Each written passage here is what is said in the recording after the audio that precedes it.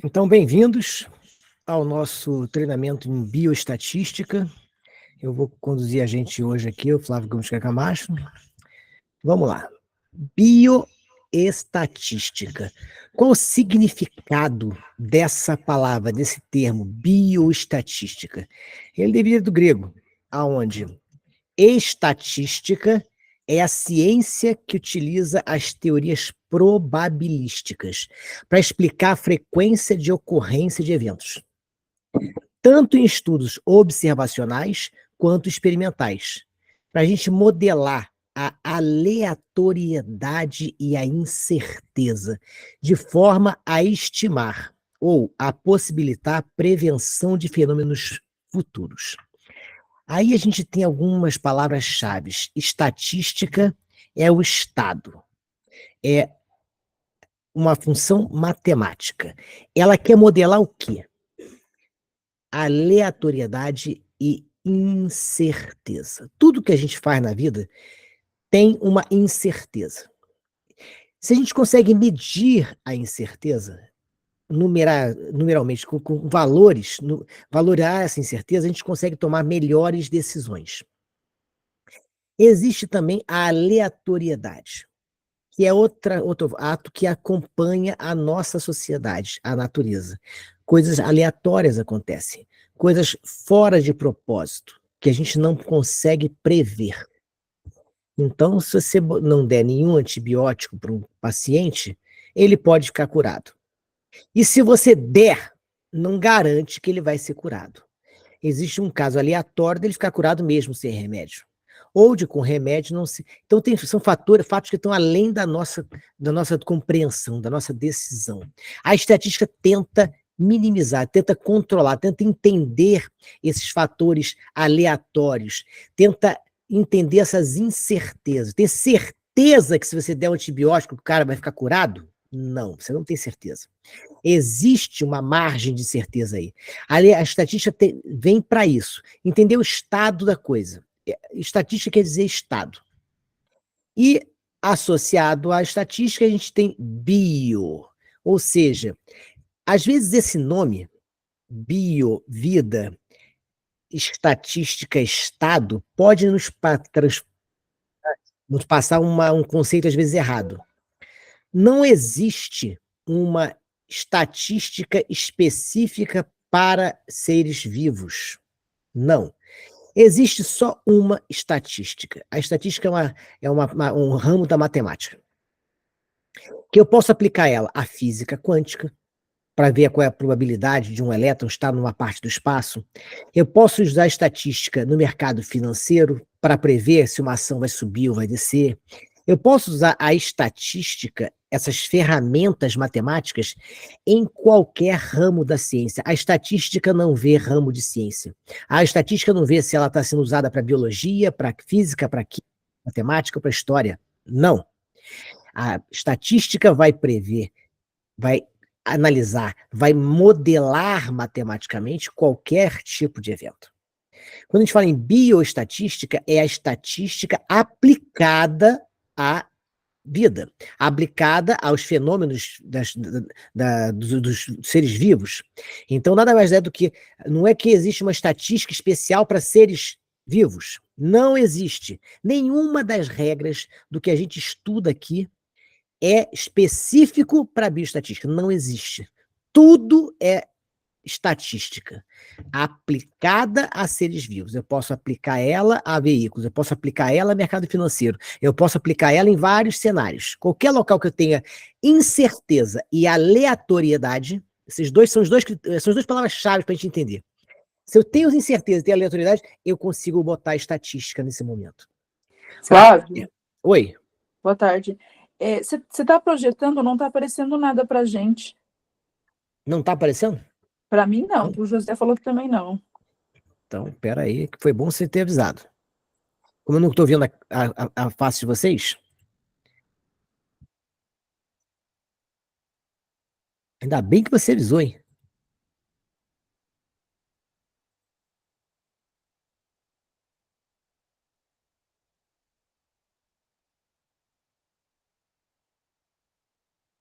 Agora está aparecendo a tela. Tá, agora tá, valeu. Desculpa, me avisa se você vê qualquer coisa, porque eu não consigo ver. Não manda no chat, não, que mandar no chat é certeza que eu não vou conseguir ver, porque eu olho para a tela ou olho para o chat. O chat tá escondido atrás da minha tela. Então eu não Beleza. consigo ver o chat.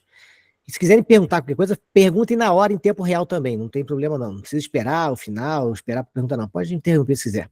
Agora estão vendo a tela. Então, vamos lá. Vamos então evoluir agora. Só tinha esse slide até agora. Os slides que vocês perderam, na verdade, se a gente for ver.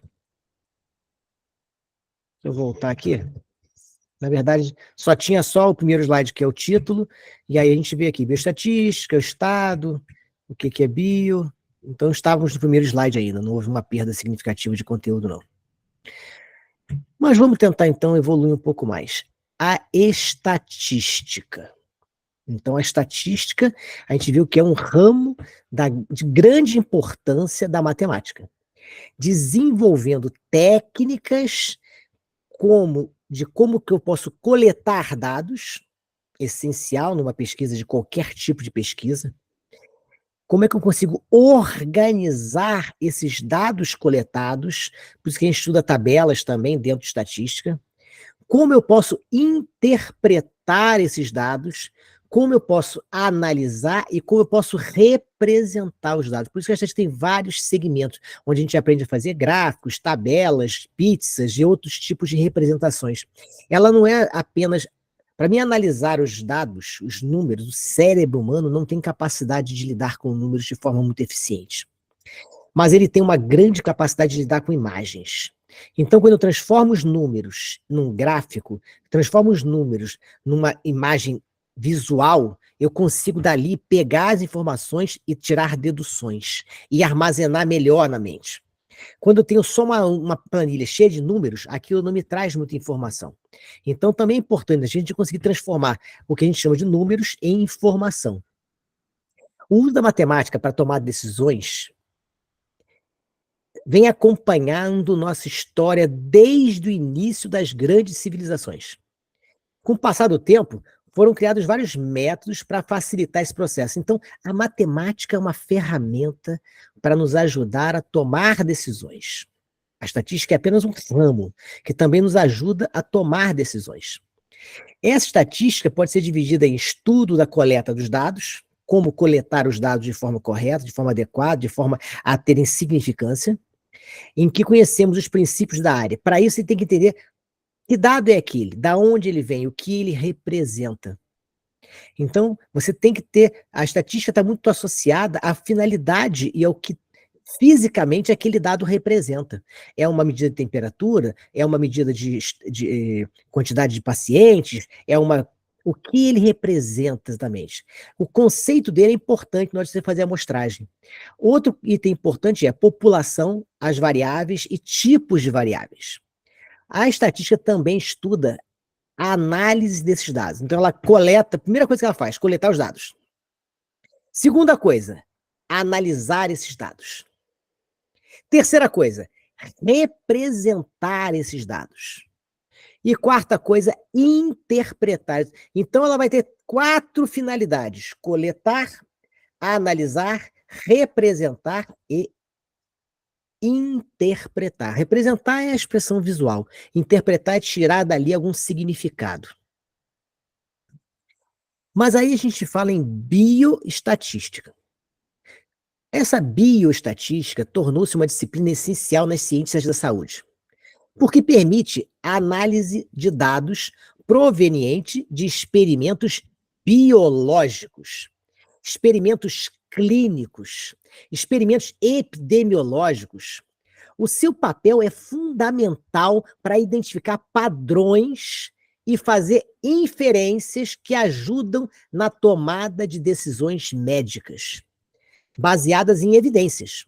A bioestatística fornece as ferramentas matemáticas necessárias para interpretar grandes volumes de dados, entender a variabilidade, como esses dados variam, e, finalmente, extrair conclusões válidas que podem ser aplicadas em contextos clínicos e em contextos de saúde pública.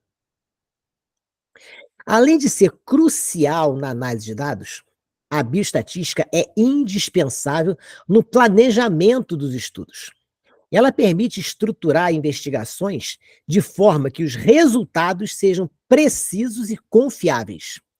Por exemplo, ajuda a determinar o tamanho de uma amostra necessária para que o estudo tenha poder estatístico suficiente, garantindo que os achados não sejam produto do acaso. Esse processo é fundamental para os estudos clínicos, epidemiológicos e experimentos de laboratório, que buscam estabelecer relação causal ou identificar fator de risco. Se você tem um estudo envolvendo 3 pacientes, isso não é estatisticamente relevante. Não quer dizer que se você tiver 100 pacientes, a conclusão daqueles 3 vai ser válida. Então você tem que analisar e tem que entender qual é o tamanho da amostra que você precisa para ela ser representativa para a sua população. Um dos aspectos mais importantes da bioestatística é que permite a generalização dos resultados obtidos em uma amostra para toda a população. Essa capacidade é crucial no campo médico, onde nem sempre é possível estudar cada indivíduo de uma população. Eu não posso estudar todas as pessoas que existem. Em vez disso, eu tenho que estudar o quê? Uma amostra, um grupo que seja representativo. E naquele grupo, eu vou usar técnicas estatísticas para fazer inferências sobre como seria na população total, facilitando, assim, a criação de políticas de saúde ou decisões clínicas que eu preciso tomar ali no momento. A bioestatística também desempenha um papel central na validação de tratamentos e novas tecnologias médicas.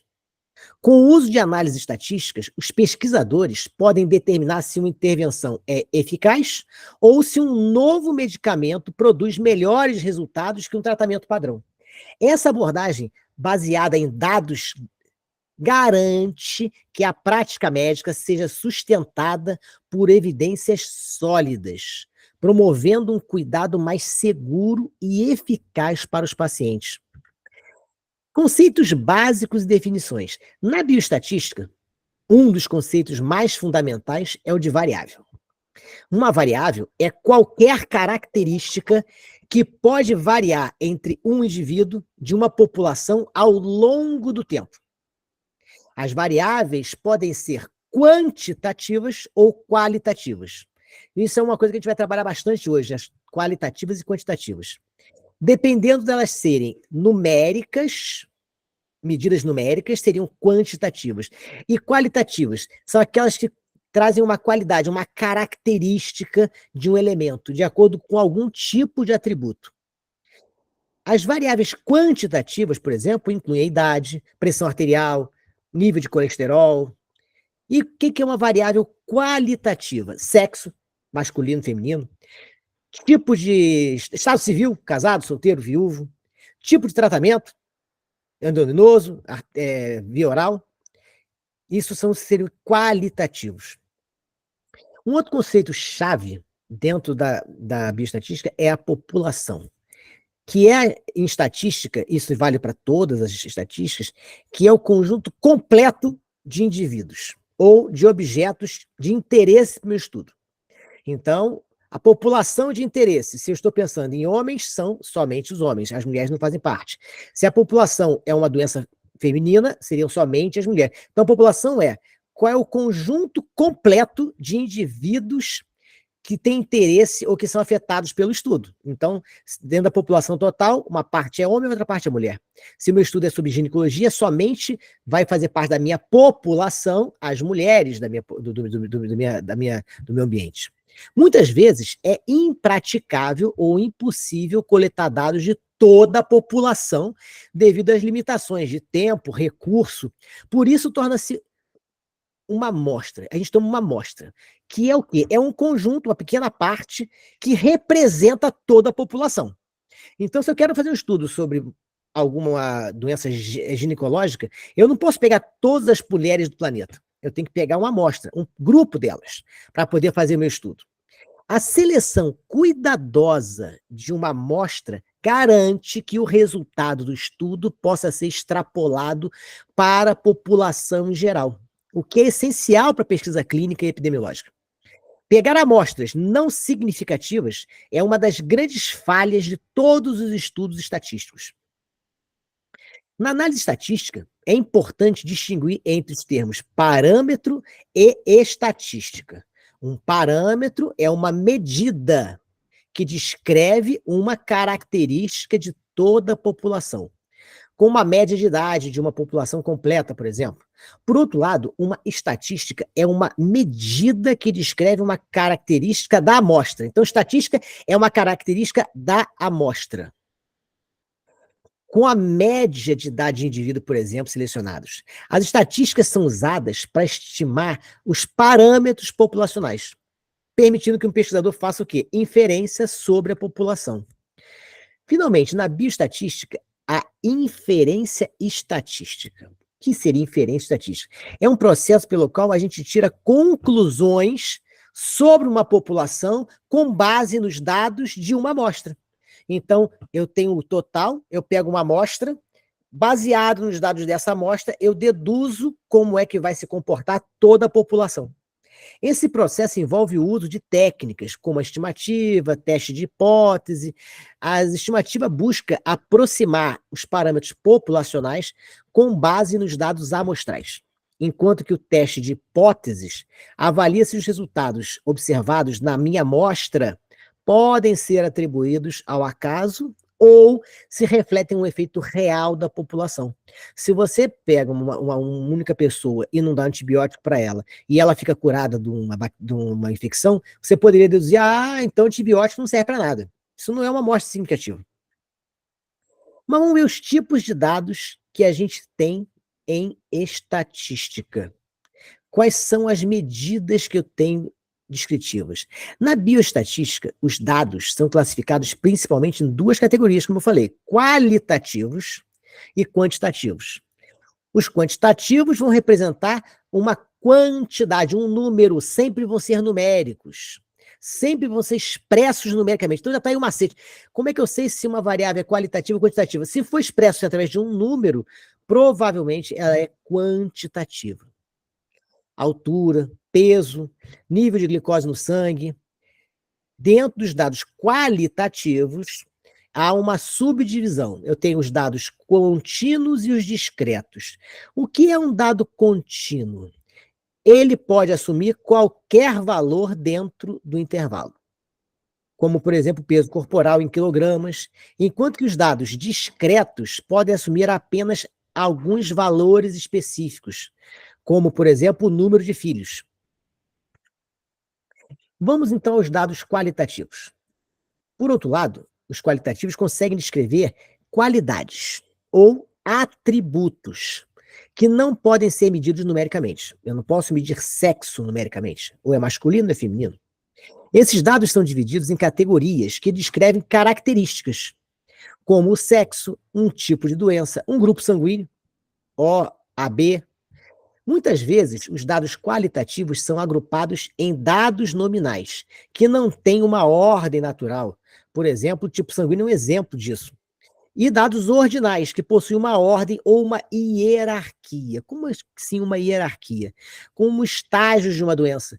Estágio 1, estágio 2, estágio 3. Tá, estágio 1 é uma medida quantitativa? Não. Estágio 1, estágio 2, estágio 3 de uma doença não é uma medida quantitativa, é uma medida qualitativa. Porque no estágio 1, o cara tem um câncer leve, no 2 é médio, no terceiro tem metástase. Então, apesar de eu ter um número representando essa variável qualitativa, ela é qualitativa por quê? Porque ela não tem uma expressão numérica. Ela representa um estágio de uma doença, por exemplo. Para analisar os dados, utilizam-se medidas descritivas que resumem e descrevem as características mais importantes dos dados coletados. Por isso a gente usa estágio 1, estágio 2, estágio 3 de câncer. Porque enumerar todas as características do estágio 1, todas do estágio 2, vai dar muito trabalho, vai ser pouco eficiente. Então, na hora de eu fazer uma análise estatística, um planilhamento, um registro, eu só boto categoria 1, 2 ou 3 de câncer, por exemplo. Entre as medidas de tendência central mais comum, temos a média, que representa o quê? A média dos valores. Pego todos os valores que eu medi e tiro uma média aritmética. Eu tenho a mediana, que é um valor central de um conjunto de dados, e a moda. A gente vai estudar eles com bem mais exemplos práticos mais à frente. Então, vamos avançar um pouco aqui. Então, além dessas medidas de tendência central, que é para onde os meus números estão apontando, quando eu falo em média, é o valor do meio, não é? Então, meus números apontam para aquele número. Moda, apontam para ele. Mediana, apontam para... São tendências. Tende para aquele valor. São ferramentas que estão me mostrando que a idade média é tal, que o peso médio é tal, que a glicose média é tal. Quando eu falo que a glicose média da população é 200, então quer dizer que é para esse valor que está tendendo. Se eu estiver muito fora disso, eu estou absurdamente fora. Se eu estiver perto, isso já é o nosso primeiro conceito estatístico, que é tentar descobrir qual é o centro dos nossos valores. E para isso nós temos essas ferramentas. Além das medidas de tendência central, que são essas que a gente falou, também são importantes as medidas de dispersão. Como é que os meus dados se dispersam com as minhas medidas? Como se dispersam? Eu tenho uma coisa chamada variância, ou desvio padrão. Variância e desvio padrão é o valor que a minha medida central de glicose é 200, mas ele varia de 30 até 500. Como varia? Qual é a minha escala de variação? E como é que ele se desvia dessa variação? Essas medidas, que são medidas consideradas as medidas de dispersão, indicam quanta variabilidade há nos dados. Se o meu dado for muito homogêneo, varia muito pouco, minhas previsões vão ser muito precisas. Se eu tenho todas as pessoas da minha análise com a mesma idade, todos têm 30 anos. E aí eu pergunto, qual é a idade deles? Eu falo 30, 100% de acerto, porque todos têm 30. Agora, se eu tenho pacientes de 20 a 40 anos, que na média tem 30, e eu pego um aleatoriamente e tento chutar a idade dele, e eu chuto 30, eu tenho chance de errar. Porque eu tenho uma variabilidade nos meus dados. Eles não são homogêneos. Variância e desvio padrão serve para você analisar qual é a variância nos seus dados, que é a média das diferenças. A gente não vai entrar na matemática agora, porque é raiz quadrada da variância, o desvio padrão, mas a gente vai entrar na matemática depois. Eu quero só dar um pouco mais conceitual para a gente tentar entender mais ou menos a função das coisas nesse momento. Então, quando a gente fornece uma média mais intuitiva da expressão, a gente precisa dessa variância. Agora, vamos lá. População e amostras. Na bioestatística, nós temos o conceito de população, que ele se refere ao conjunto total de indivíduos, elementos ou objetos de estudo que possuem o quê? Uma característica em comum. Então é importante. A população não envolve todas as possibilidades, não. Na população, elas têm que ser separadas por uma característica em comum que eu estou buscando. É um estudo médico, por exemplo. Em um estudo médico, por exemplo, uma população pode ser composta por todos os pacientes com uma determinada doença, em um país específico. Como na maioria dos casos é impraticável estudar toda a população devido à limitação de recurso, a gente vai utilizar uma amostra, um subconjunto representativo daquela população. A seleção adequada de uma amostra é crucial para garantir que o resultado possa ser generalizado para o conjunto maior. As amostras podem ser selecionadas usando diferentes métodos.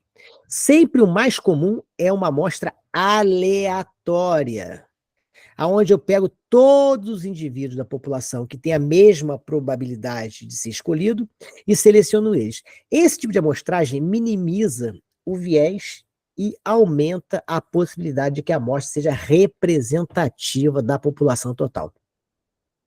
Temos outros métodos de amostragem, que incluem a amostragem estratificada, onde a população é dividida em subgrupos homogêneos e amostragem por conveniência, na qual as amostras são escolhidas com base na facilidade de acesso aos participantes. Vamos dar um exemplo.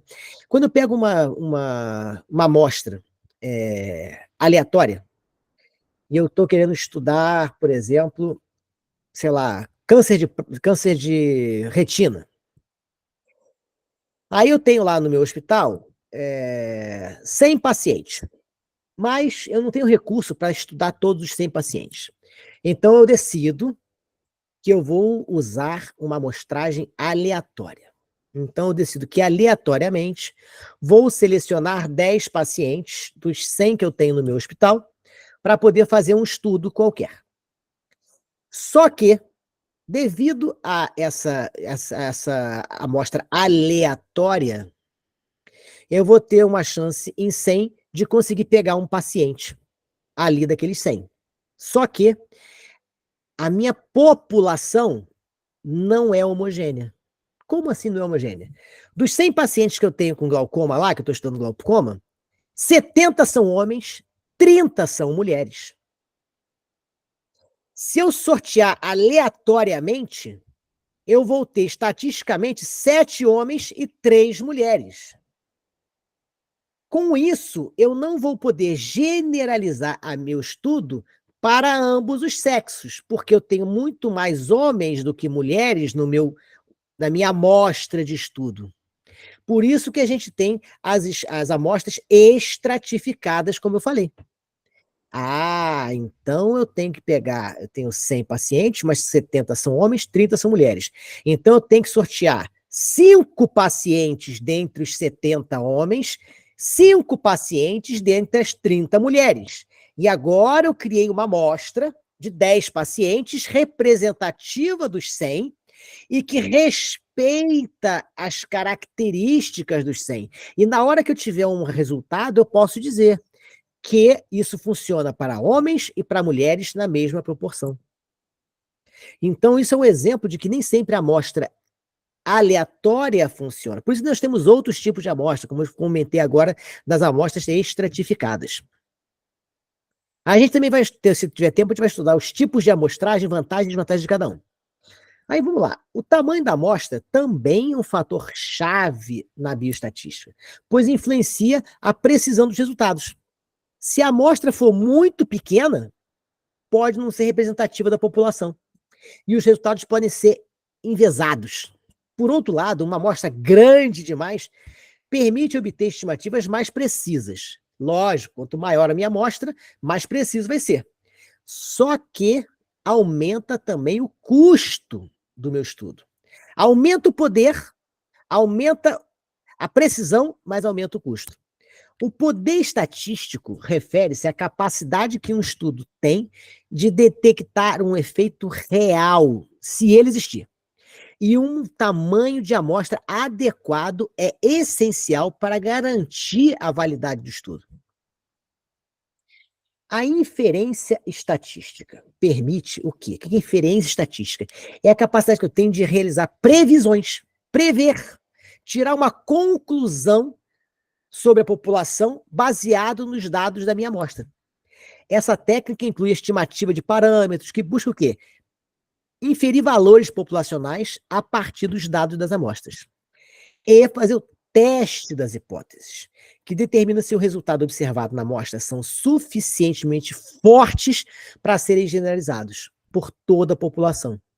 Portanto, o processo de coleta e análise de amostra é vital para assegurar a qualidade das conclusões da pesquisa científica e a médica. Vamos agora revisar um pouco o que a gente falou sobre os tipos de estudo e variáveis, que é um dos temas que a gente quer tentar focar hoje para a gente ter esse tema bem consolidado. Eu tenho as variáveis quantitativas. Você cai direto em prova e é o primeiro item que você tem que classificar. As variáveis quantitativas são aquelas que expressam quantidades. Podem ser medidas numericamente. Eu posso dividir também, além da quantitativa, eu posso ter as qualitativas. Ou categóricas. Também posso dizer que são variáveis categóricas, que criam categorias. Elas descrevem as qualidades ou as características e não podem ser medidas numericamente. As quantitativas, elas podem ser discretas. Quantitativa e discreta. O que é uma quantitativa discreta? Uma quantitativa discreta representa um número inteiro ou um valor contábil, ou seja, um número que não pode ter frações. É um número redondo. Número de filhos. O cara tem 1, 2, 3, 4, 5. O cara não tem meio filho. Quantos carros você tem? 1, 2, 3 carros. Tu não tem 2 carros e meio. Número de consultas médicas que você foi. Você foi a 5 ou foi a 6? Tu nunca foi a 5,5 consultas. Um valor quantitativo discreto quer dizer que ele é um número inteiro. É um valor isolado. Obtido de quê? De uma contagem, quando você vai contando, certo? De forma progressiva. Mas eu só tenho valores quantitativos do tipo discreto? Claro que não. Todo mundo sabe que não. Você pode assumir também valores dentro de um intervalo, que são obtidos por meio de medições, o que significa que pode incluir o quê? Frações e decimais. Então, eu posso ter o peso 38 quilos e 100 gramas. Isso é um exemplo de uma variável quantitativa contínua. Qual é a tua altura? 2,5 metros. Aí eu posso ter um meio. Qual é a sua pressão arterial? 135. Qual é o nível de glicose no sangue? 6, glicada, 6,5, por exemplo. Isso é um valor contínuo, é um valor. Esse é o. Então, recordando, qualitativa, quantitativa nós temos discreta e contínua. Aí vamos para qualitativa. O que eu tenho a nível de qualitativa?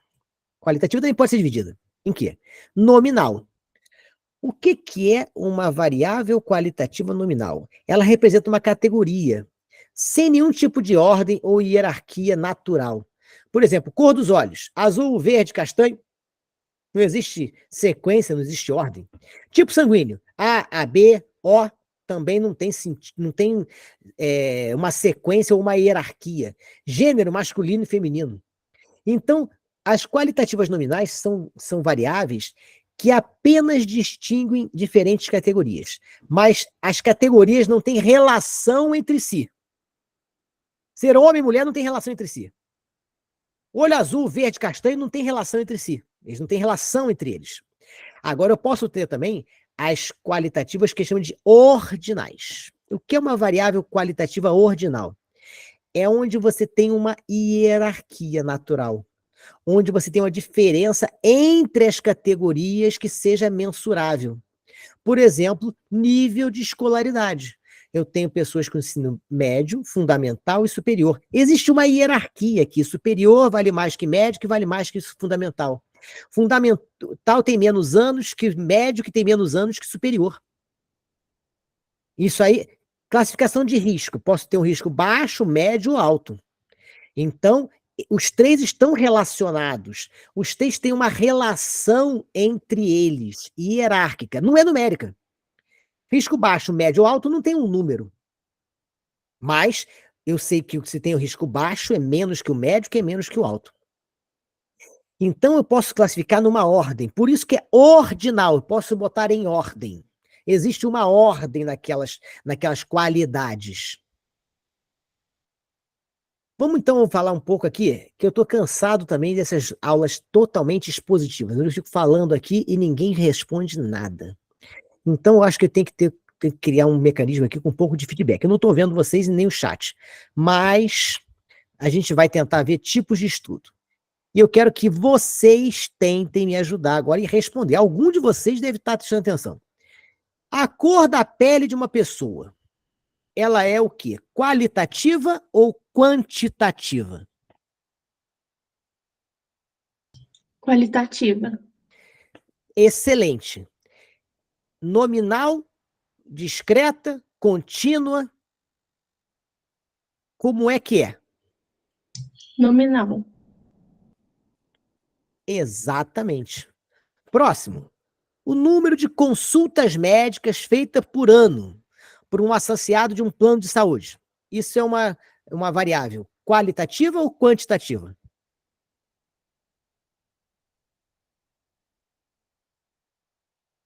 Quantitativa. Quantitativa, perfeito. É discreta ou é contínua? Discreta.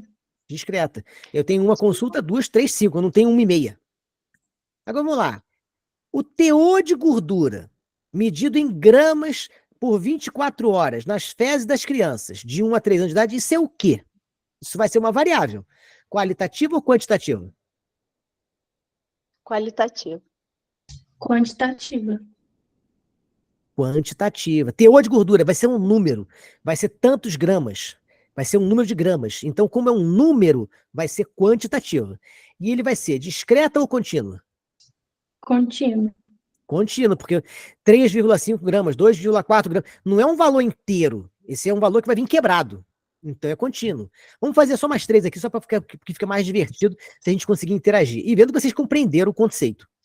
O tipo de droga que os participantes de certo estudo tomaram, registrados como droga A, droga B e placebo. Se eu tenho um estudo, e nesse estudo eu registro droga A, droga B e placebo. Essa variável, ela é qualitativa ou quantitativa?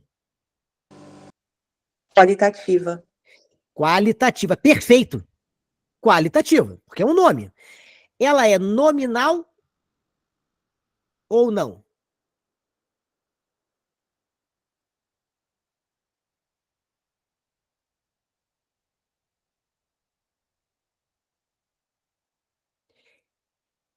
Eu tenho a opção de ser nominal ou de ser uma ordem, lembra?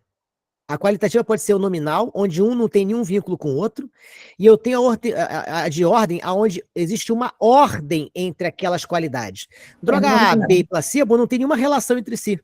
Então seria uma qualitativa nominal. Perfeito? A ordem não influencia. A pressão intraocular, medida em milímetros de mercúrio em pessoas. Quero medir pressão intraocular. Isso vai ser qualitativo ou quantitativo? Quantitativo. Perfeito. Contínuo ou discreto? Contínuo. Isso, exatamente. Eu admito frações. Último, para a gente terminar isso aqui, que está bem fácil. O número de filhos nas pacientes participantes de um certo estudo qualquer. Quantitativo. E Quantitativo. Discreto. perfeito. Caramba, tá melhor do que eu imaginava. Vamos agora, então, falar um pouquinho sobre os tipos de estudo. A gente tem os estudos observacionais e os estudos experimentais. Ou seja, eu posso estar somente observando um fato, sem de nenhuma forma intervir naquele fato. Isso vai ser um estudo observacional. Ou eu posso ter um estudo experimental, onde eu estou atuando sobre o fato, o que seria um experimento. Aí vamos então agora classificar nessas duas. Peguei mais alguns exemplos que acho que fica divertido a gente montar em cima de casos reais. Então peguei um caso aqui da revista Isto É, de 99. Viagra para os diabéticos. Revista Isto É, de 1999. A famosa pílula azul pode também ser eficaz para diabéticos, que têm a função erétil comprometida. Estudos preliminares haviam descartado a eficiência do Viagra nesses casos. Mais uma pesquisa realizada com 268 homens pela Universidade de Creighton, nos Estados Unidos, mostrou que 56% dos pacientes que tomaram Viagra tiveram melhora, contra 10% dos que ingeriram placebo, que era uma pílula inócua. Isso é uma reportagem tirada de uma revista, e aí vocês vão tentar entender, tá? Em cima dessa reportagem, esse estudo que vocês estão lendo, foi um estudo observacional ou foi um estudo experimental?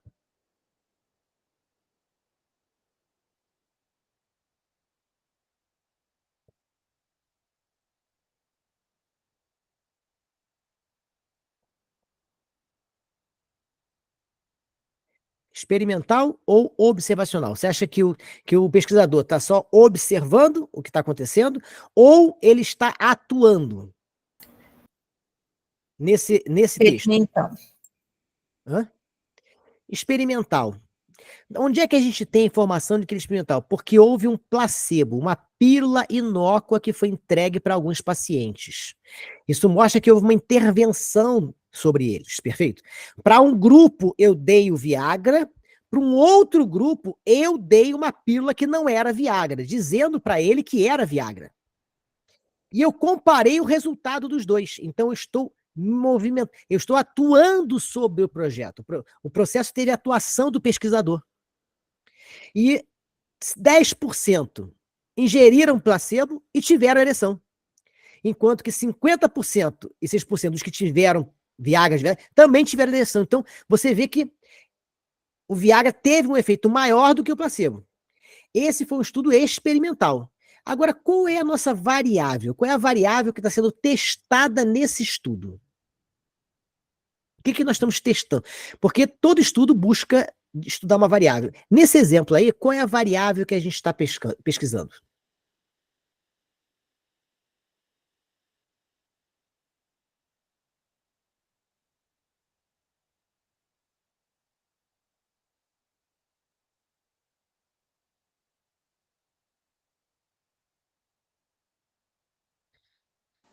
Vamos lá. Seria o Viagra para o diabético?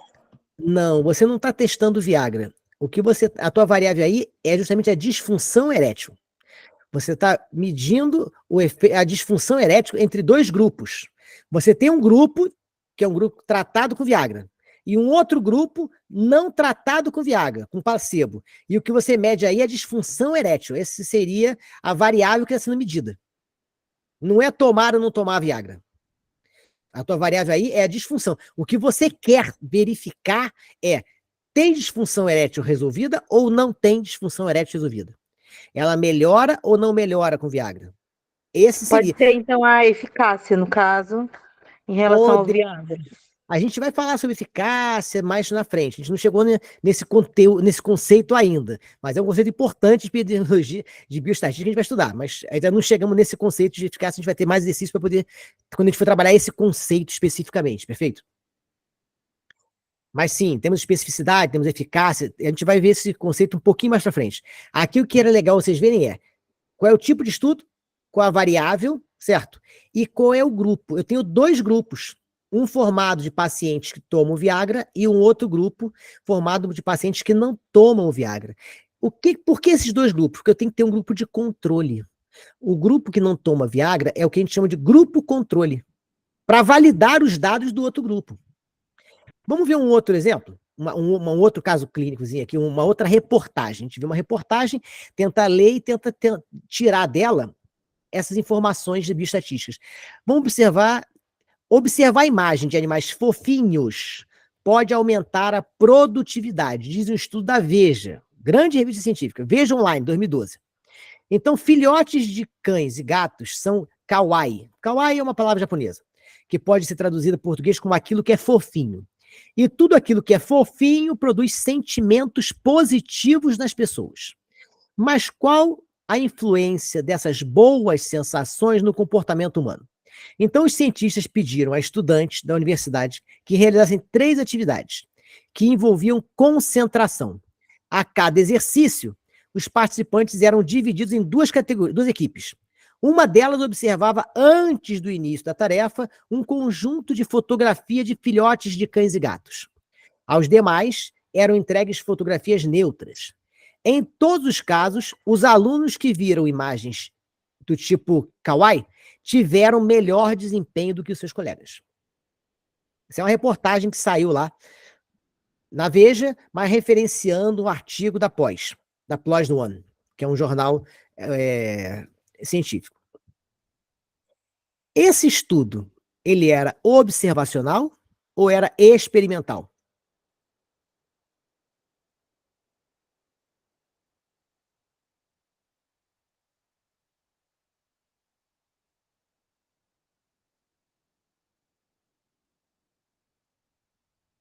Acho que observacional. Infelizmente, não. Ele seria um experimental. Por que experimental? Porque você dividiu em 2 grupos. Um grupo tu deu um tipo de foto, no outro grupo você deu outro. Então você está influenciando, você está manipulando de alguma forma os resultados. Você está intervindo. Experimental é quando existe a mão do experimentador, a mão do pesquisador no fato.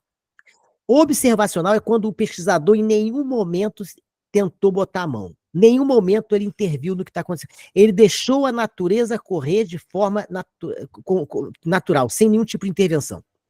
Então, observacional é quando você só olha sem de nenhuma forma intervir. Experimental, se você botou a mão, vai ser um experimento. Nesse caso, tem um experimento. Por quê? Porque alguém separou em duas equipes. Isso não é uma coisa natural. Alguém deu uma foto de cão e gato para um grupo e uma foto neutra para outro grupo. Alguém deu um exercício para um grupo fazer e um exercício para o outro grupo fazer. Então, teve intervenção nesse caso. Por isso que seria um tipo experimental. Qual é a variável que eu estou tentando diagnosticar, que eu estou tentando avaliar com esse estudo?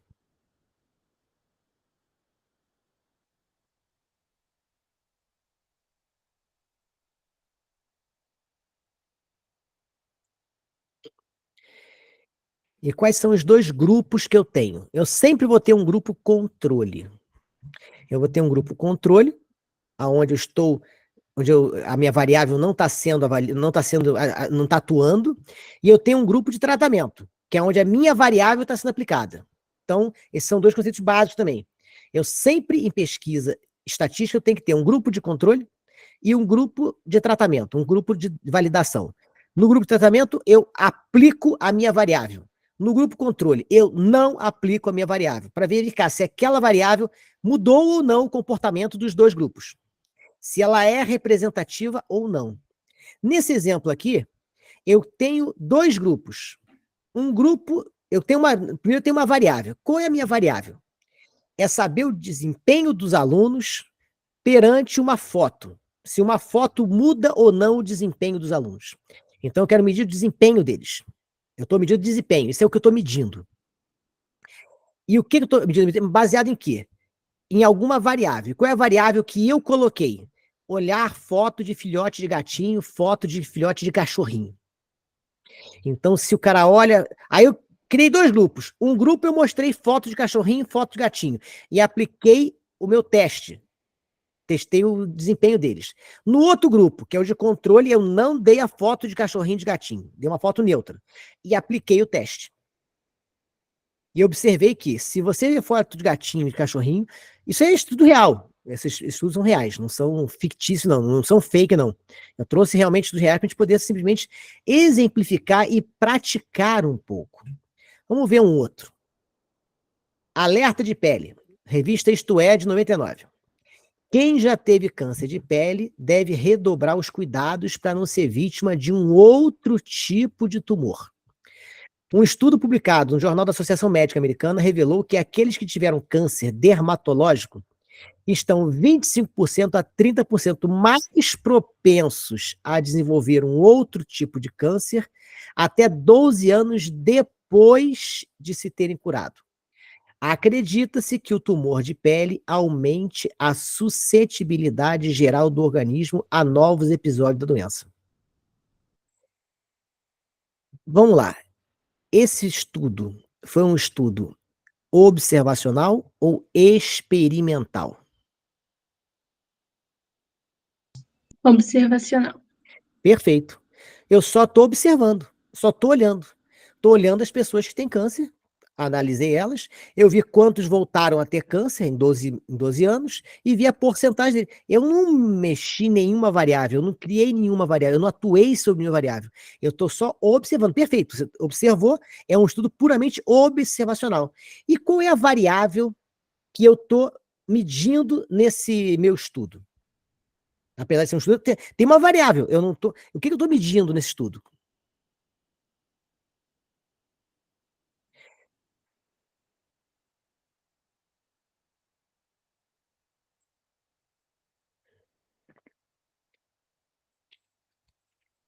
A reincidência do câncer? Pode ser a resistência do câncer, o tumor dermatológico. Pode ser. posso estar medindo a incidência do câncer. Eu diria que seria o tumor dermatológico, mas pode ser incidência, porque eu botei 25% a 30%, também seria válido. Aí vamos lá. Tudo em estatística tem que fazer comparação. Então eu tenho que ter dois grupos. E eu tenho que comparar dois grupos. Quais são os grupos que eu estou comparando? Eu estou comparando dois grupos nesse estudo. Sempre eu vou ter que ter no mínimo dois. Posso ter estudos mais complexos, com 3, 4, 5, 10 grupos, mas no mínimo eu vou ter que ter dois sempre. Quais são os dois grupos que eu estou comparando nesse estudo aí?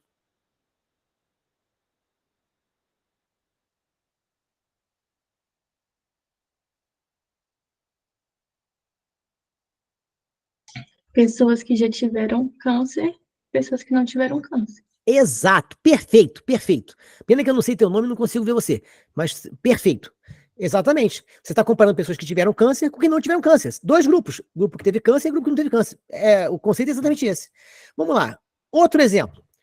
Gene da gordura. Outra reportagem da revista Isto É. Peguei tudo da mesma revista, com preguiça de procurar muito. Então, cientistas americanos anunciaram na semana passada ter descoberto em ratos o primeiro gene que suprime a obesidade e regula a queima de calorias. Isso é o sonho. Isso aí foi publicado mesmo. Essa pode ser a chave para o desenvolvimento de uma droga para manter as pessoas em forma. Na verdade, esse é o 6º gene relacionado com a obesidade.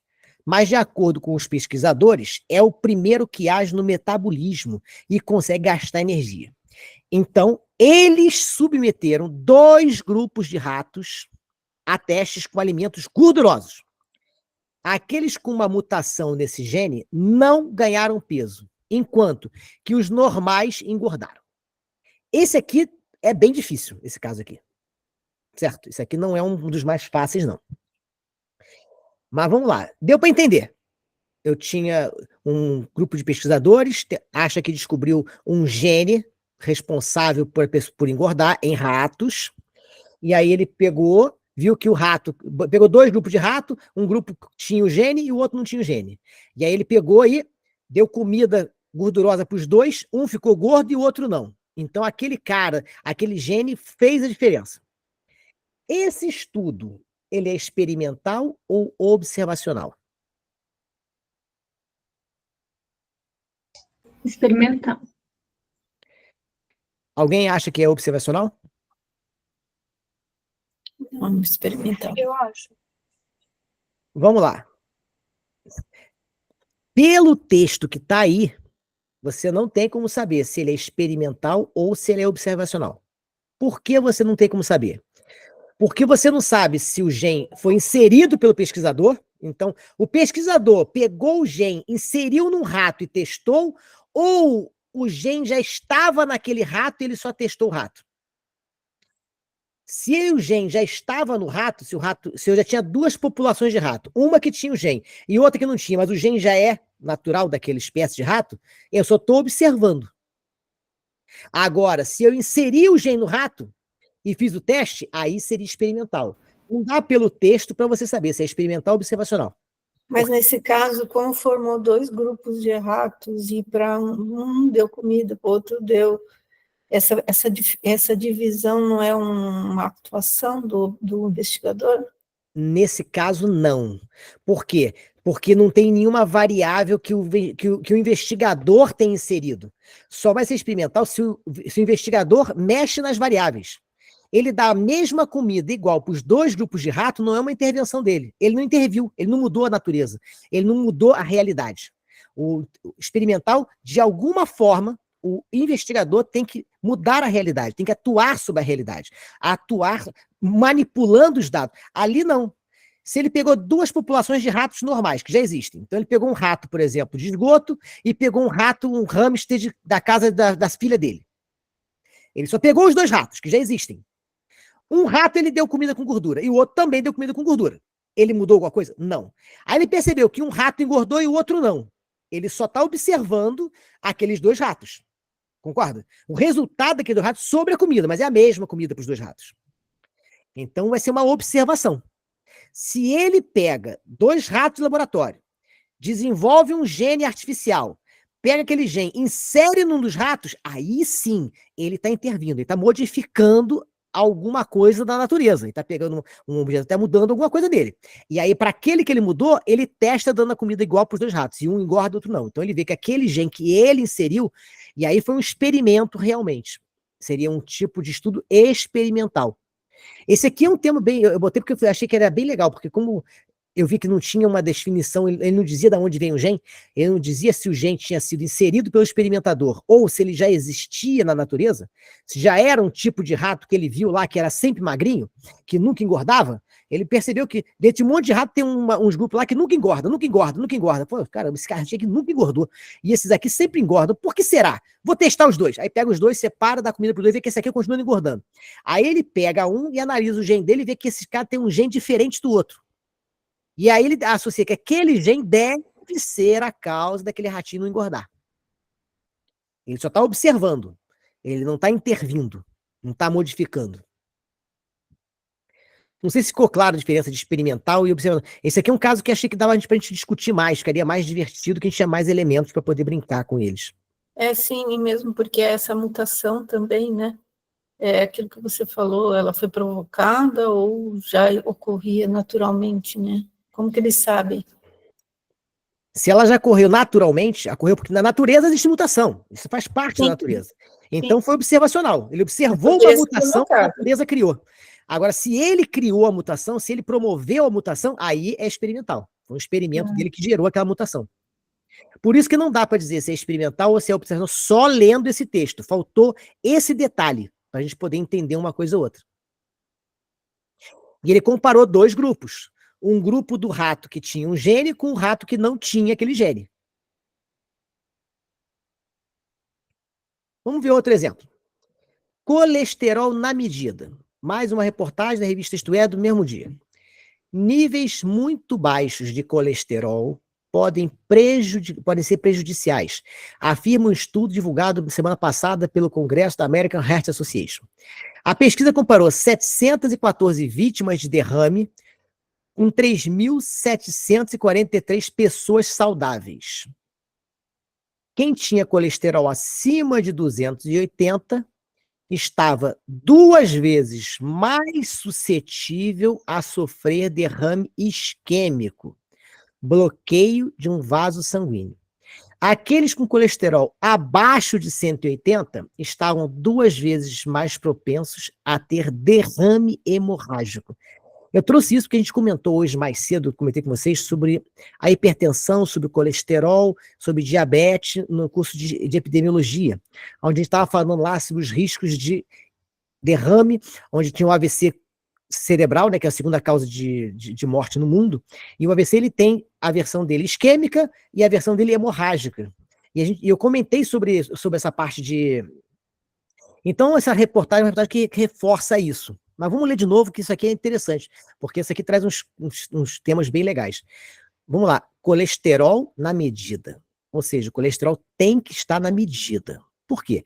Os pesquisadores fizeram um estudo e fizeram que níveis muito baixos de colesterol pode ser prejudicial.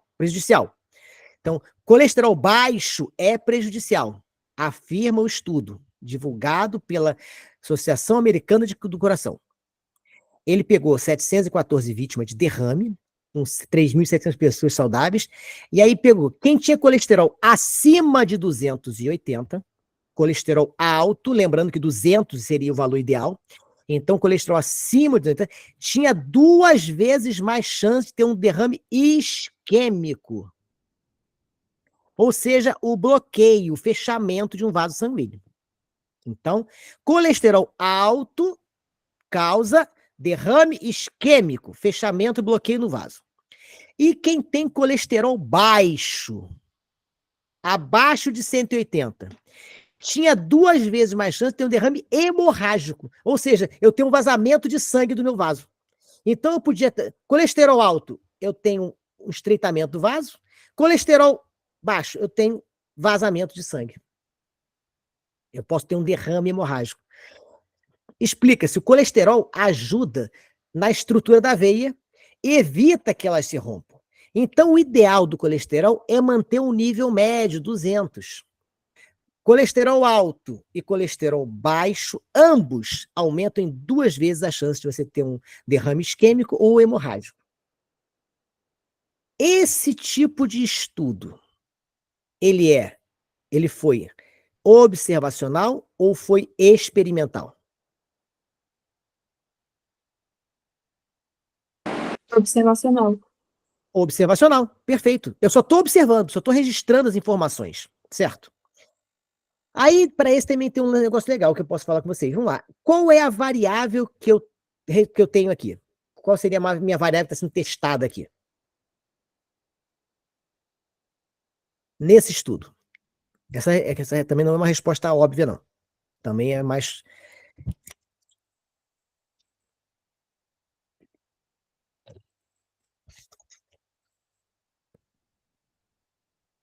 É o nível de colesterol, não é? Você deu uma resposta que foi bem... Tá, é verdade. O que eu pensava que vocês iam responder era colesterol alto ou colesterol baixo. Porque eu estou testando 2 coisas diferentes. Eu estou verificando colesterol acima e colesterol abaixo. Você me deu uma resposta que foi o meio termo que pegou as 2. Eu não esperava, eu achava que um ia falar que estava testando colesterol alto, o outro colesterol baixo, e ia falar que os 2 estavam certos. Mas aí você botou uma resposta que foi os 2 já. Nível do colesterol. Sim, tá. Mas ele está fazendo 2 testes diferentes, concorda comigo? Um ele está avaliando o colesterol alto e o resultado de colesterol alto. Outra coisa diferente que ele está avaliando é colesterol baixo e o resultado do colesterol baixo. Então, esse mesmo estudo está fazendo 2 avaliações. Tem 2 variáveis que ele está testando. A variável colesterol alto e a variável colesterol baixo. E chegou a 2 consequências: derrame isquêmico ou derrame hemorrágico. Então, o ideal é que o colesterol fique num nível intermediário para a saúde. Mas às vezes, o que eu queria mostrar aqui, que às vezes um mesmo estudo, ele pode ter mais de uma variável, mais de um resultado. Eu posso fazer mais de uma comparação. Nesse exemplo aqui, eu não estou fazendo uma comparação simples como nos anteriores. Eu estou fazendo uma comparação mais complexa. Eu estou comparando ele alto e baixo e com resultados diferentes. Só para mostrar que a gente pode ter estudos que saem um pouco da caixinha. Sempre sai da caixinha. Só o que não sai da caixinha é o que a gente faz de exemplo. Outro exemplo. Efeito protetor da vacina BCG em crianças. Esse aqui é do boletim da Organização Pan-Americana de Saúde. Então, para avaliar o efeito protetor da vacina BCG em crianças com menos de 15 anos de idade, na cidade de Buenos Aires, Argentina, estudaram-se as crianças que receberam algum tratamento anti-tuberculose durante o ano de 1981, tanto internados em hospitais ou tratados na forma ambulatorial. Para cada uma dessas crianças, encontrou-se uma criança da mesma idade e sexo e condição socioeconômica e que tinha tido alguma doença aguda, diferente da tuberculose, no mesmo período e que havia sido tratada no mesmo estabelecimento. Em ambos os grupos, considerou-se como vacinados os que tinham a cicatriz correspondente à vacina BCG, em uma ou ambas as regiões deltoidianas. É grande esse texto, né? Mas vocês podem ler de novo e vamos lá. A gente quer saber se foi um estudo observacional ou foi um estudo experimental.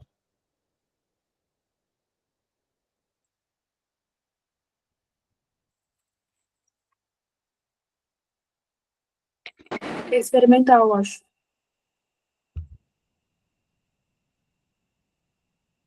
O pesquisador, em nenhum momento, atuou sobre as crianças. Ele não mexeu com nenhuma criança. Ele pegou crianças que já tinham... Um fato que ocorreu em 1981. Isso é o que a gente chama de estudo transversal. Ele pegou um ponto no tempo, foi lá e buscou as informações daquele momento. Nos estudos transversais, não existe intervenção do observador. Não existe intervenção do experimentador. Ele só pegou os dados, então, pode ver que é só, ele simplesmente pegou os dados de um ano específico, certo? Então, ele pegou as crianças que tinham sido internadas e via como a gente tem uma preocupação muito grande com a homogeneidade da minha população. Ele procurou crianças da mesma idade,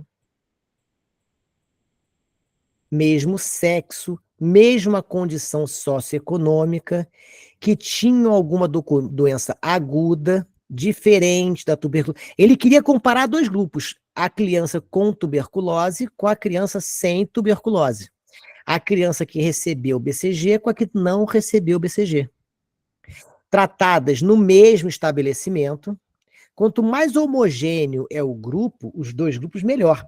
Mas vê que ele não mexeu, ele não interviu em nenhum momento. Ele encontrou outra criança, procurou outra criança, na mesma idade, mesmo sexo. Utilizou a cicatriz do BCG para verificar se ela tinha ou não sido vacinada, porque é uma marca muito característica das pessoas nessa época. Ele só está observando as crianças e verificando, seria um tipo observacional. Vamos lá. Torcida bastante eficaz. O sabor de vitória tem um efeito químico muito mais benéfico para a alma do que se acrescentava. A conclusão é de uma equipe de pesquisadores americanos. Eles mediram o nível de testosterona, hormônio masculino, em torcedores de futebol e basquete e constataram um aumento de 20% do hormônio quando seus times vencem. Quando os times perdem, há uma queda de 20%. Como o hormônio regula o humor, a sensação de bem-estar e o interesse sexual, uma dose extra de testosterona vai bem. Olha a reportagem. Isso foi um estudo feito por americanos. Esse estudo foi um estudo observacional ou experimental?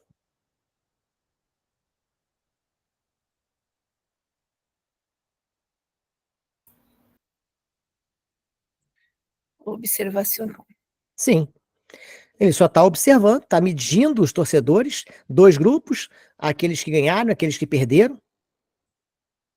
Vamos lá, último, para a gente poder começar a mudar de tema, que a gente já está ficando cansativo já um pouco esse negócio aqui. Animais contra a alergia. Isso aqui é uma reportagem da Isto É, de 2009, onde fala que brincar na fazenda, onde vivem animais como vacas, galinhas e outros bichos, diminui as chances da criança desenvolver alergia. A constatação é de pesquisadores austríacos, que estudaram 2.283 crianças. Aquelas que tinham contato com animais eram 3 vezes menos sensíveis a problemas alérgicos e respiratórios, como asma, do que as que viviam na zona urbana. Então, ele já tem um dado que ele conseguiu trazer. E aí ele tem a hipótese. A hipótese é que o contato precoce com animais aumente a tolerância das células de defesa do organismo a bactérias e ácaros. Esse estudo foi um estudo observacional ou experimental?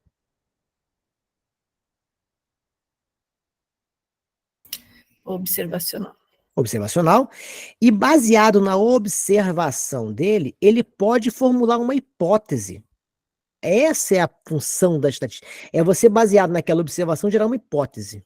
Então, você pressupõe que, se a sua criança for criada num ambiente rural, em contato com animais, como vacas, galinhas e outros bichos, a probabilidade, a chance dela desenvolver alergia é muito menor. Pode desenvolver? Claro que pode. Mas a probabilidade é muito menor que se a sua criança é criada num ambiente urbano.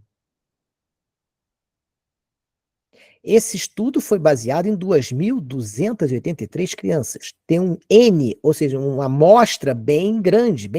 Se você faz um estudo com 10 crianças, a chance disso não valer nada é muito grande. Mas com 2.283, a chance é muito maior. Então, você tem um fato. Isso aqui, você tem aqui já um fato observado. Crianças que vivem em ambiente rural têm menos alergia, menos asma. Isso é fato. Isso é um fato indiscutível, porque é um fato que você prova fisicamente. Baseado nele, você deduz. Por que será? O contato das crianças com bactérias e vírus do ambiente quando crianças, faz com que o sistema imunológico delas se desenvolva mais do que as que foram criadas em ambiente urbano, sem contato com esse tipo de coisa. Isso torna elas mais frágeis. E agora vamos um pouquinho mais de alguns temas que a gente vai trabalhar matematicamente na próxima aula. Vamos falar um pouco sobre a significância estatística. O que é significância estatística? Ela é um parâmetro que indica se os resultados observados em um estudo são improváveis de terem ocorrido por acaso. Ao acaso. Essa significância é comumente avaliada usando a gente vai ver o valor P, ou P-value, é um item que a gente usa, que mede o quê? A probabilidade do resultado ocorrer ao acaso, sob uma hipótese nula, que geralmente pressupõe que não há efeito diferença. O que é isso? As coisas acontecem ao acaso. Foi fruto do acaso, porque ia acontecer, ou foi fruto daquela hipótese que nós estamos testando? Qual é a probabilidade daquele resultado ter acontecido porque iria acontecer naturalmente, ou ter acontecido por causa de um fato, ou de um objeto, ou de uma variável específica? Isso é a nossa significância estatística. Eu tenho que determinar qual é a probabilidade daquilo ter ocorrido pelo acaso ou influenciado pelo item que eu estou testando. Como é que eu uso isso? Se esse valor do P, de probabilidade estatística, for menor do que um nível que eu estabeleço pré-definido, geralmente 0,05 ou quero 99,5% de chance de que seja um fato não gerado ao acaso, aí eu vou considerar ele como estatisticamente significativo. Isso é o que a gente chama de significância estatística. É avaliar se aquela informação, se aquele dado aconteceu ao acaso ou não. Isso significa, se ele for significativamente estatístico, quer dizer que existe uma evidência suficiente para rejeitar a tal da hipótese nula e sugerir que o dado ou que o resultado tem relevância. Vamos dar um exemplo. Em um estudo clínico, se o fator P, significância estatística, de uma diferença entre dois tratamentos é menor do que 0,05, isso quer dizer que essa diferença é estatisticamente significativa. Ou seja, não foi fruto do acaso que aquilo aconteceu.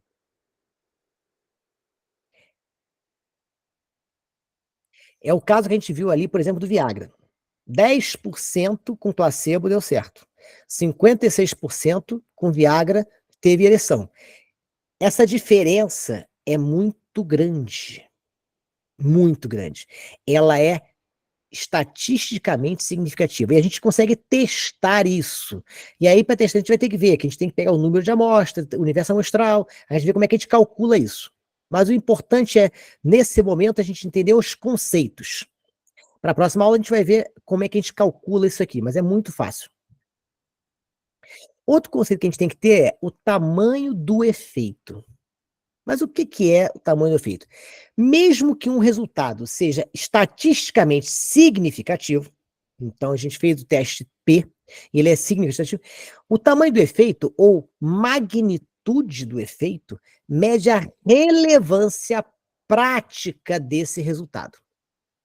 Isso aqui é uma medida quantitativa, a gente já viu o que é quantitativo, da magnitude de uma diferença ou relação, o que ajuda a entender a importância clínica ou prática de um achado.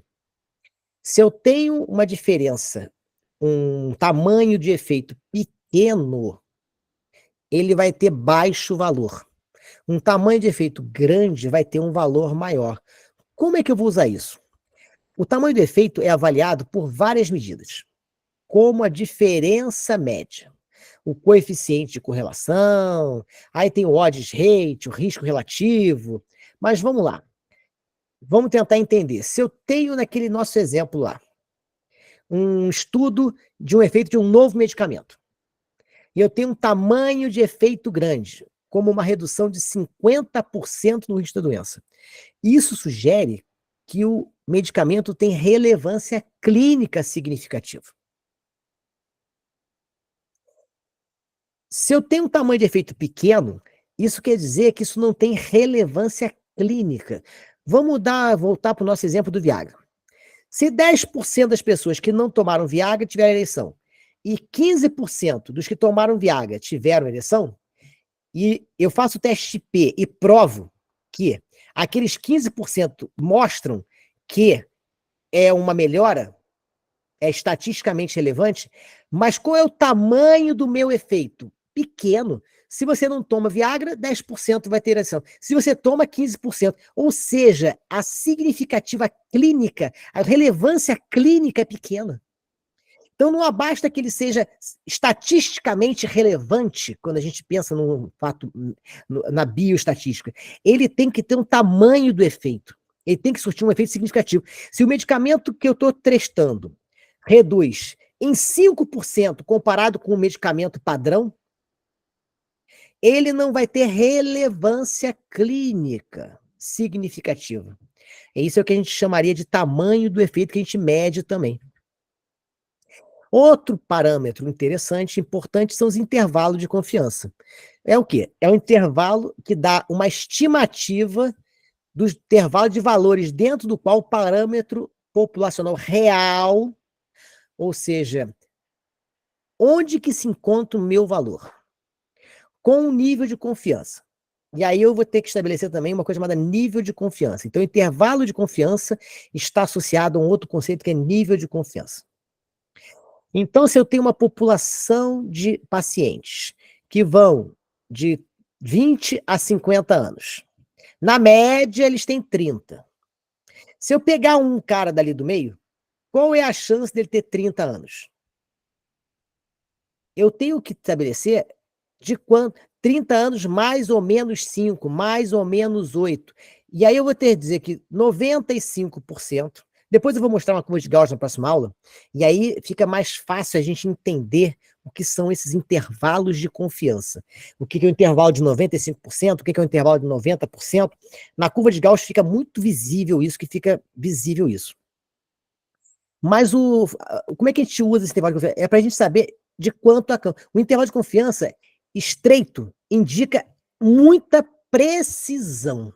Então, se eu tenho 30 anos, mais ou menos 1, isso vai de 29 a 31. Eu tenho um valor muito preciso. Se eu tenho um intervalo de confiança de 30 anos, mais ou menos 10, isso quer dizer que vai de 20 a 40. 30 é o meu valor do meio, mas eu tenho entre 20 e 40, que é mais ou menos 10, isso quer dizer que eu tenho uma precisão baixa, um maior nível de incerteza. Portanto, uma menor relevância daquele número. Aquele número 30 anos mais ou menos 10 é menos relevante que 30 anos mais ou menos 1 ano.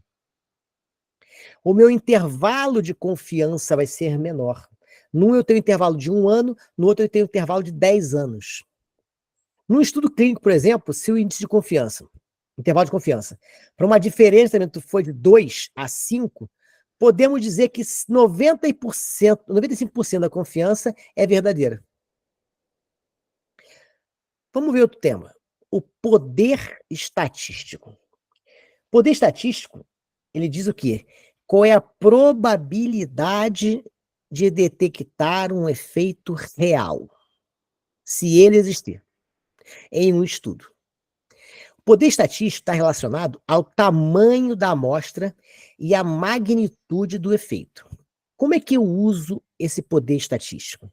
Um estudo com baixo poder estatístico pode não detectar um efeito verdadeiro, o que torna a avaliação de relevância do dado menos confiável.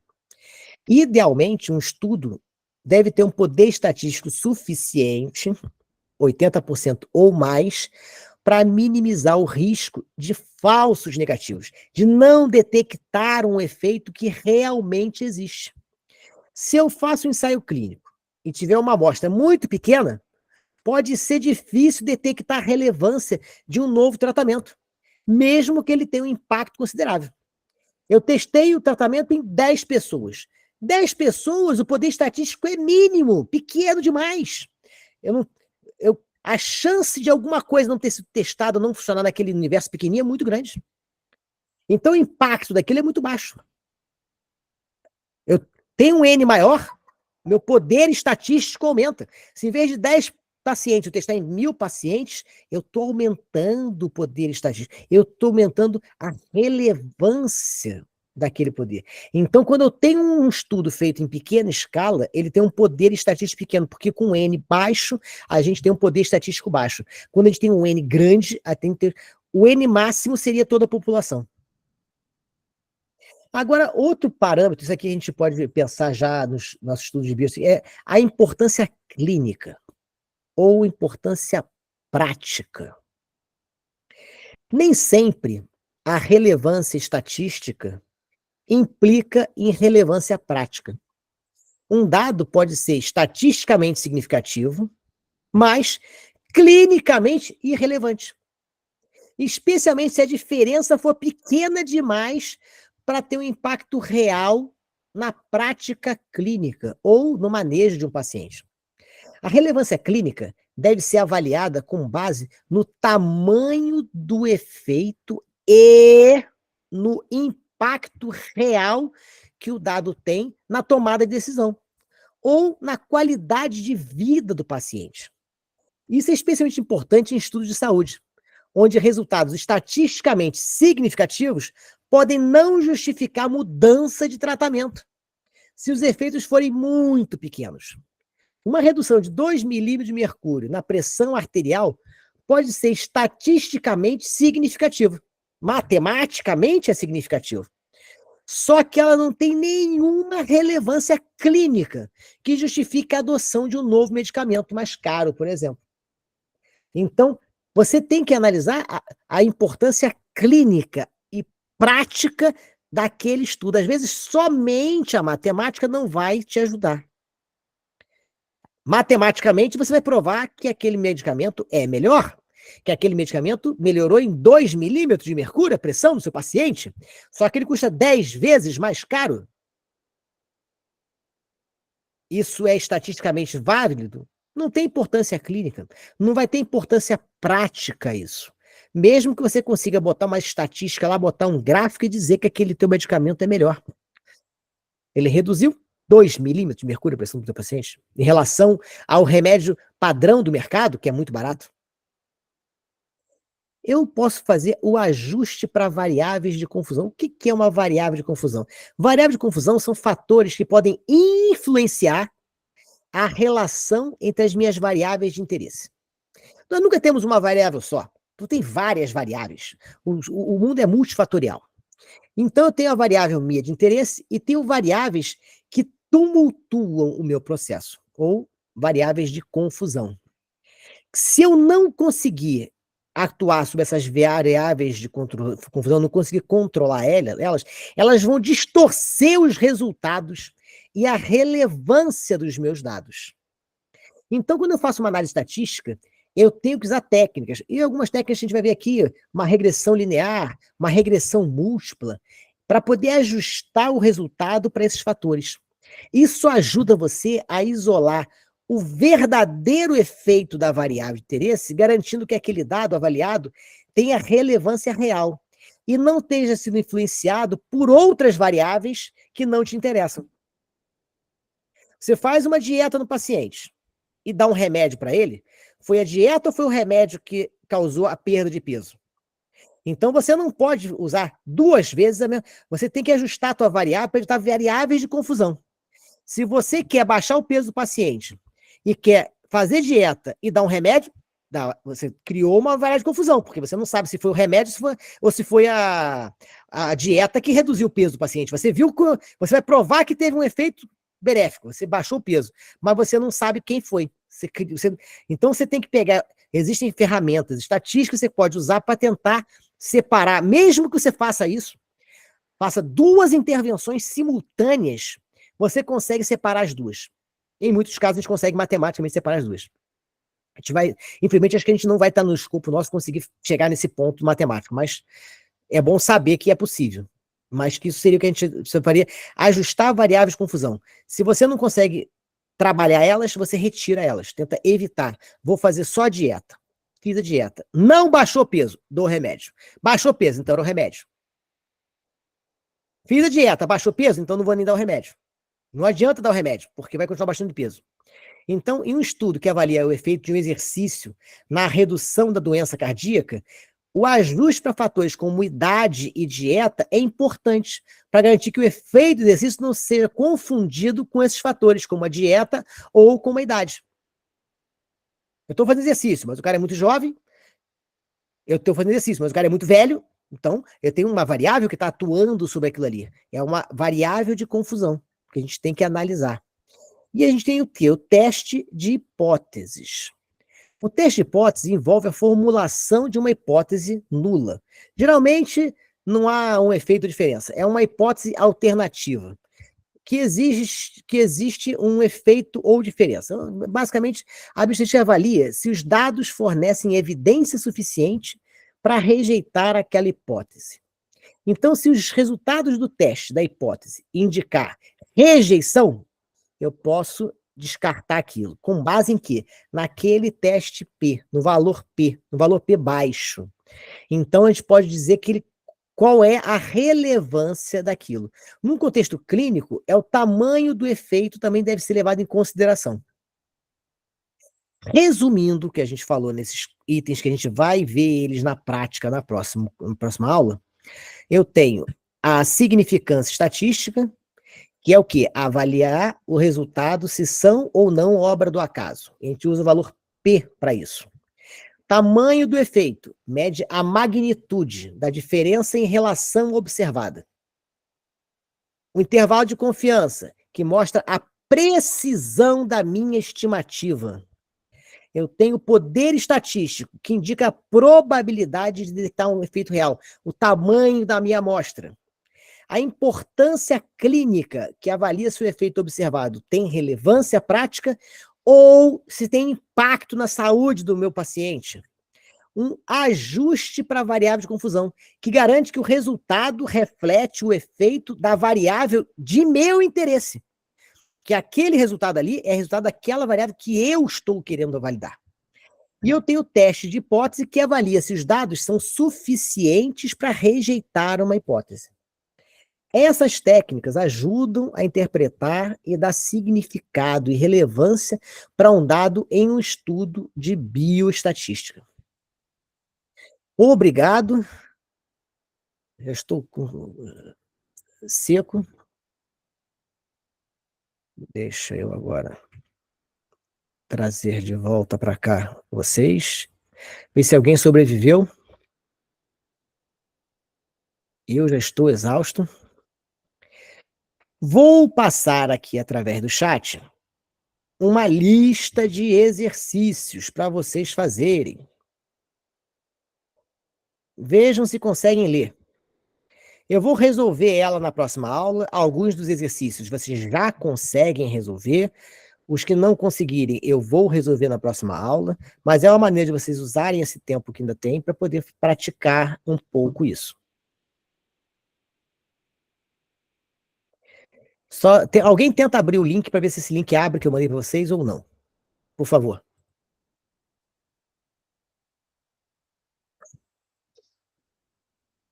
Abriu sim, Flávio. Agora eu precisava do formulário. Alguém aí tem o formulário de presença? Alguém da liga aí tem esse formulário?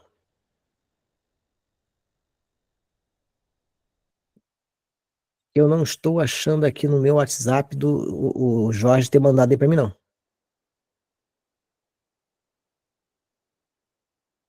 É um tema mais cansativo. Bioestatística já disse, matemática online realmente é bem cansativo.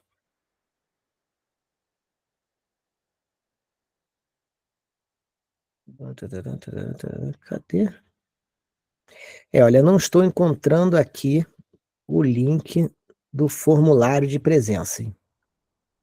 Alguém pode fazer contato lá com o Jorge ou com alguém da Liga para tentar ver se eles conseguem fornecer esse link.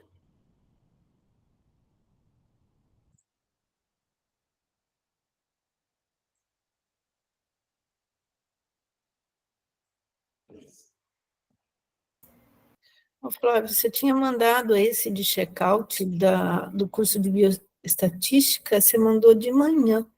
Ah, mandei de manhã? E alterou, porque você tinha mandado do check-out de bioestatística no Então- curso de epidemiologia.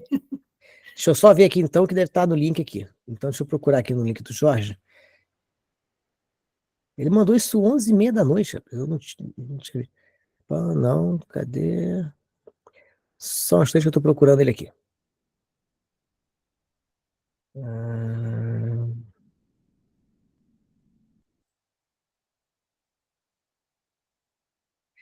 Ah, achei aqui. Achei o Forms. Deixa eu botar aqui no chat de vocês aqui logo, ver se vai dar certo. Testem para ver se esse é o formulário correto. É esse sim. Para mim, ele não está deixando, porque ele disse que eu já respondi. Que eu preenchi de manhã, né?